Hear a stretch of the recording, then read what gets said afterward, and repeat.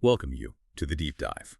Today we're taking a look at a stack of sources, well, actually specifically focusing in on a transcript from BBC News.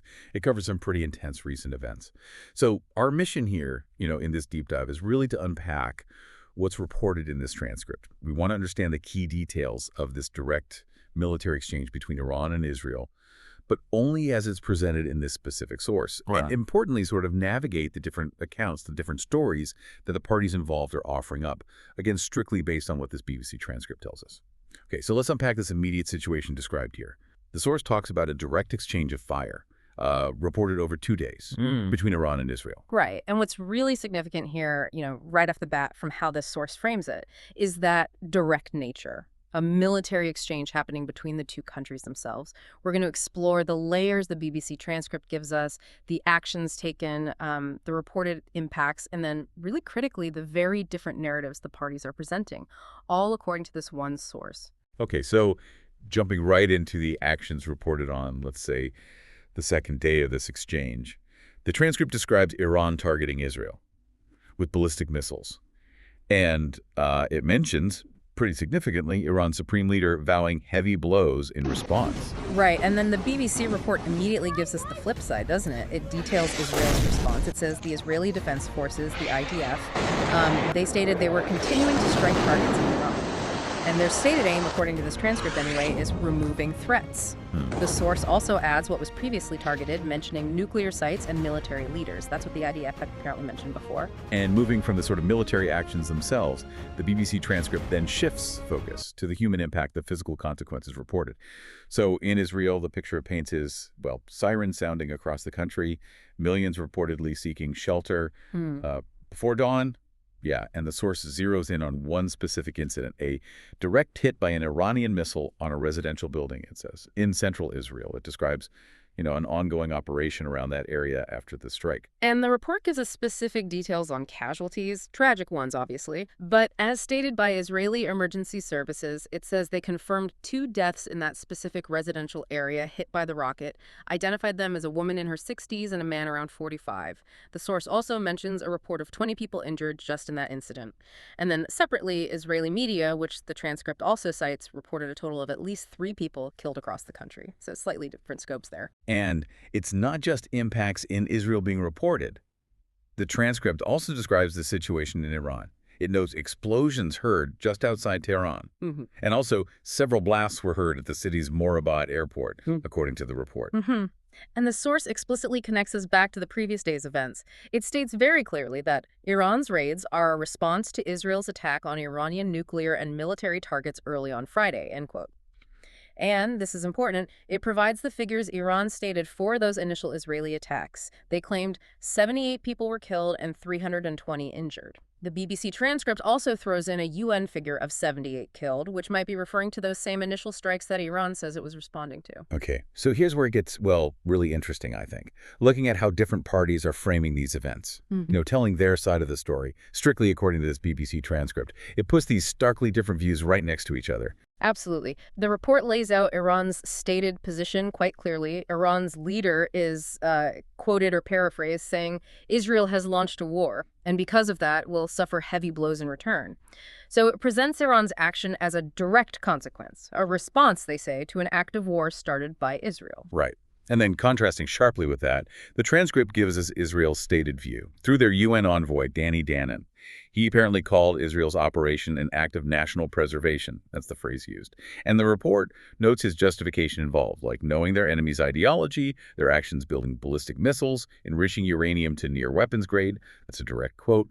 And their stated intent to destroy Israel.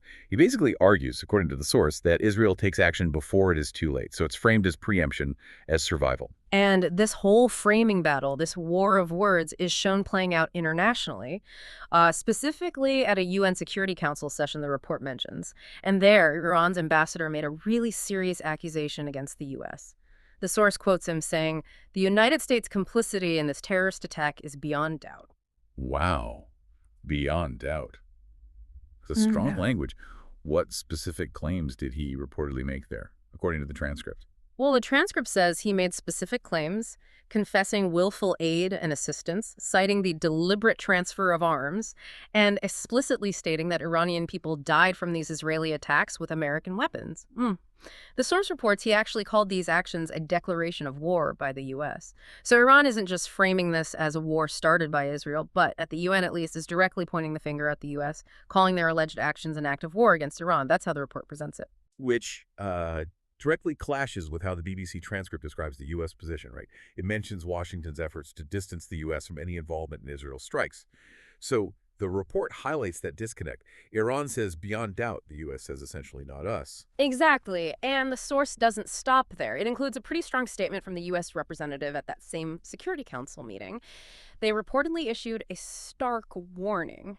The quote included in the transcript is that no government, proxy, or actor should target American citizens, American bases, or other American infrastructure in the region. And the stated consequence, as reported in the source, the consequences for Iran would be dire. So the BBC report presents the U.S. as, not confirming involvement in the Israeli strikes, but definitely issuing a clear warning about anyone targeting U.S. interests in response. So we sort of connect the dots here based purely on how this specific source presents the information. We see a clear cycle depicted, don't we? Iran's actions are explicitly presented as a response to prior Israeli strikes, and the source details Israel's counter-response. And we also see how the source places these starkly different interpretations side by side. Who's the aggressor? Is it war or preservation? And it lays out these really significant accusations about international involvement, especially regarding the U.S. Yeah, what really stands out to me from digging into this BBC transcript are those specific details it chooses to include. The reported civilian casualties in Israel, the impacts described in Iran, the specific claims made at the UN about U.S. complicity, and these explicit statements about intentions and capabilities, like that near weapons-grade uranium quote. These aren't just abstract events the source is talking about. It reports them as having very concrete consequences, framed by these deeply conflicting narratives. And this really raises an important question for you, the listener, just based on the material we've looked at in this source. How do these differing narratives about who started what, combined with the stated capabilities and intentions explicitly mentioned right here in the transcript, how might those things shape the reported trajectory and the nature of this direct exchange, according to this report? So, wrapping up this deep dive into the BBC transcript, we've unpacked the reported actions, Iran's missile strikes, Israel's counterstrikes.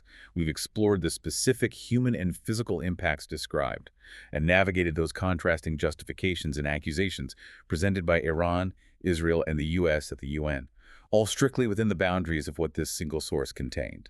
Yeah, we focus solely on the information provided within this specific BBC report, seeing how it portrays a tense, direct exchange with significant reported consequences and these prominent international dimensions, these differing accounts. Thank you for joining us for this deep dive. And here is a final provocative thought for you, drawn directly from the content of this source we've examined, considering the cycle of action and response described in the report, and those explicit conflicting statements of intent and accusation from the parties involved, again, as presented by the BBC report. What might be the key factors just within the source's depiction that suggest why this exchange escalated to direct fire between these two nations? Something to mull over as you continue to stay informed.